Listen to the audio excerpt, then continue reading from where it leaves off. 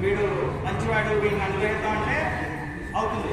ఆ మాయ ఏదైతే ఉందో ఈ ఓడ్లీ కంఫర్ట్స్ నుంచి మనం స్వామివారే తీయాలి. మనం అది తెలియదు అన్నమాట. మనం మాయలో పడిపోతాం. నిత్యం సంసార చక్రంలో కుటుంబిట్టు రోజు సంపాదించాలి, నెక్స్ట్ రోజు ఏంటి అలా ఆ మాయ నుంచి ఎలాగే పడాలి అంటే స్వామివారి అనుగ్రహం ఉంటే కానీ మనకి అనుగ్రహం తెలియదు కానీ మాయ అంటే పోదు, విష్ణు మాయ.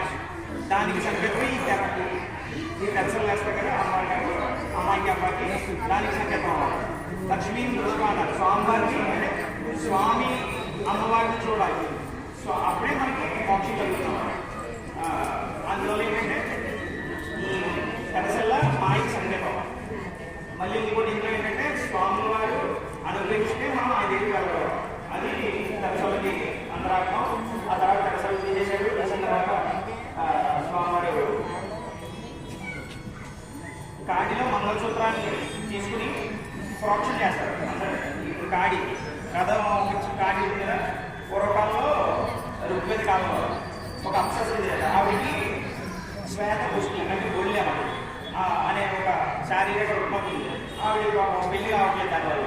అందుకని ఇంద్రుడిని ప్రార్థిస్తే ఆ ఇంద్రుడు పైన రథం నుంచి వెళ్ళి ఆయన పైనుంచి పాలు పోసాడు. హిరణ్యోన్న సుజన్పావగా అనే అనువాకంలో